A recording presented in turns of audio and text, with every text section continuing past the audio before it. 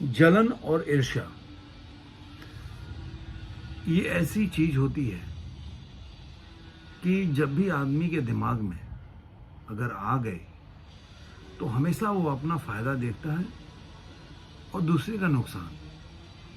मैं इसलिए दूसरे का नुकसान बोला कि कभी भी जब आप केवल स्वार्थी होते हैं वो उतना घातक नहीं होता है।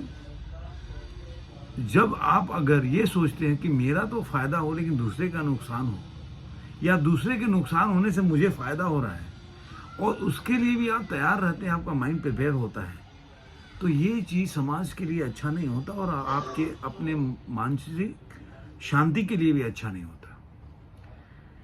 अब हम छोटी सी एक कहानी सुनाएंगे, उसके बाद हम समझाने का प्रयास करेंगे कि आप इस कहानी से कैसे समझ सकते हैं इन चीजों को। नदी में हर तरह के जीव जंतु रहते हैं।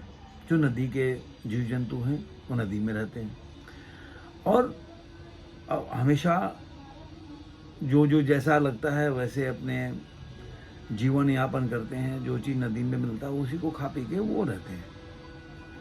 लेकिन उसी में अगर किसी की प्रवृत्ति हो जाए कि मुझे दूसरे को खाकर, क्योंकि नदी में ऐसे भी जंतु होते हैं जिसका आहार उस नदी के दूसरे जंतु होते हैं, अगर इसी में वो जंतु को लगे कि दूसरे का आहार या दूसरे जंतु को खाकर उसके अपने जीवन यापन करना है तो किसी भी स्वार्थ पे आ जाता है। एक नदी के पास एक बगुला रहता था। वो नदी के जितनी भी मछलियां थी या उसके आहार के लायक जो जो जंतु थे उसको मार मार के खाता था। लेकिन धीरे धीरे समय बीतता गया और समय के साथ वो बूढ़ा होने लगा, कमजोर भी होने लगा। अब वो अपने आहार जो जंतु मछलियां थी और भी जो जंतु थे जिसको खाता था उसको पकड़ने में उतनी फुर्ती नहीं रही। तो वो धीरे धीरे दुखी होने लगा कि अगर मैं ऐसे ही बूढ़ा होता गया तो कैसे मैं खाऊंगा और मैं कैसे इनको पकड़ लूंगा। ये सब उसके दिमाग में चल रहा था। अचानक उसके दिमाग में एक योजना आई।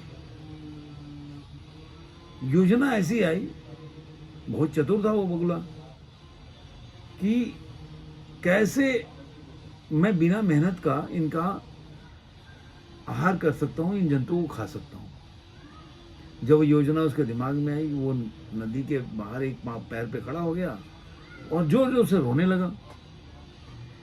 इतना रोते हुए देखकर नदी के जो दूसरे जीव जंतु से बाहर निकल आए, क्योंकि पहले तो आने में कतरा रहे थे लेकिन देखे कि भाई काफी रो रहा है तो बाहर निकल आए।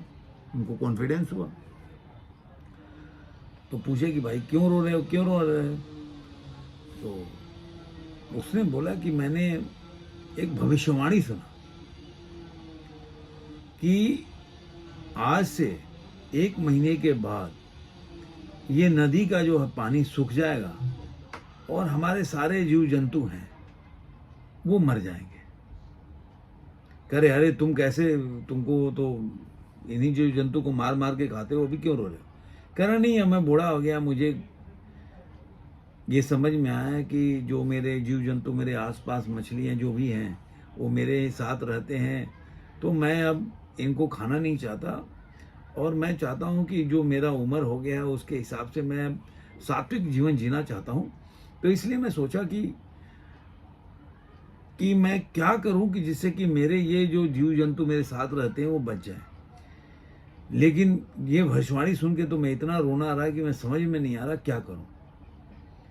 अब ये जब सुन के तो सारे लोग घबरा गए जो बाकी जीव जंतु थे। तो लोगों ने बोला ये क्या उपाय है, और उसके आसपास लोग इकट्ठे होने लगे, क्योंकि उसने बोल दिया कि मैं तो सात्विक जीवन जी रहा हूँ क्योंकि मेरा अंतिम समय है, मैं वृद्ध हो चुका हूँ, तो मैं अपने पापों से प्रायश्चित करना चाहता हूँ। तो उसने बोला कि एक उपाय तो है कि यहाँ से कुछ दूर दूरी पे एक दूसरा जो है नदी है, वो काफी 50 साल तक वो सूखने वाला नहीं है, तो वहां पे हम लोग चल के रहें तो सही हो जाएगा। तो लोगों ने बोला कि अरे भाई आप कैसे जा सकते हैं, कैसे जा सकते हैं वहां। कि भाई हमें तो उड़ने भी, मछली बोली हमें तो उड़ने भी नहीं आता, केकड़ा भी बोला हमें तो मतलब इतना चल भी नहीं सकते। करा नहीं नहीं, ऐसा नहीं है। अब तुम लोग इतना मुसीबत में हो तो मेरा फर्ज भी बनता है और मेरी अंतिम इच्छा भी है कि सारे लोगों का मैं बचा के रखूं, क्योंकि मैं आज तक बहुत पाप किया है तुम लोगों को मार मार के। तो मैं सोच रहा हूं कि एक एक को मैं उस मेरे पीठ पे बैठा के ले जाऊंगा, वो दूसरे जो नदी है उसमें छोड़ के आऊंगा। मेरा ये प्रायश्चित है। तो जितने भी मछली वगैरह थे वो लोग खुश हो गए, कह रहे कि चलो ये तो प्रायश्चित करना चाहते हैं तो ठीक है।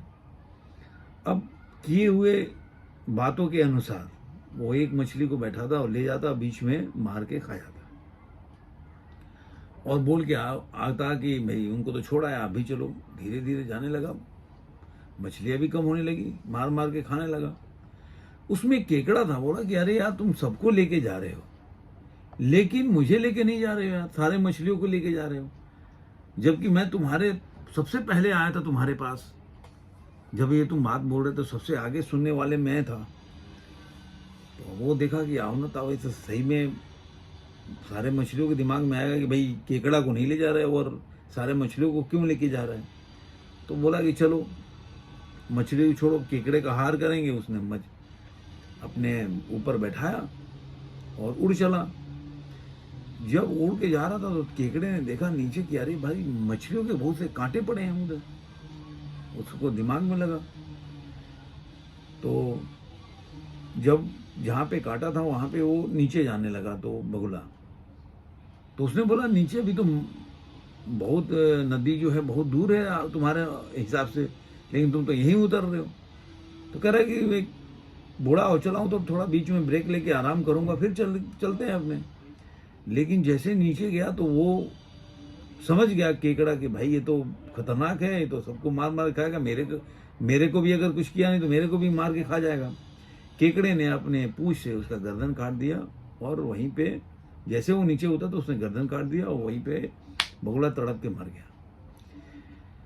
ये कहानी इंसानों के अगर चरित्र पे या स्वभाव पे अगर लेके चले तो ऐसे ही अगर स्वभाव के लोग हों